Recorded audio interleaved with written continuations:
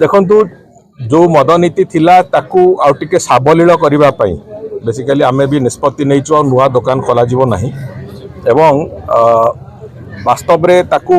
को भली भाव साबलील करा गोटे किछि कॉम्प्लिकेशंस थिला ताकू केमती सुंदर भाव में एड्रेस करा से दिगरे गोटे प्रचेष्टा होची एवं आमर जो प्रमुख लक्ष्य अच्छी जे चोरा मद विक्रय बंद करने चोरा मद विक्रय बंद करने आम सबुठ बड़ चैलेंज अच्छे से आधार रे अनेक गुड़िए परिवर्तन भी करा जाउची एवं आहरी आमूलचूल परिवर्तन आसंता वर्ष जो यहाँ तो गोटे इंटरिम पीरियड आसूची 8 मास मात्र 7 मास तेणुक आउ आसंता वर्ष जिते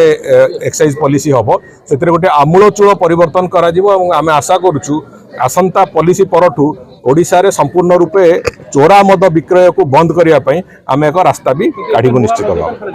नुआ मद दुकान खोल।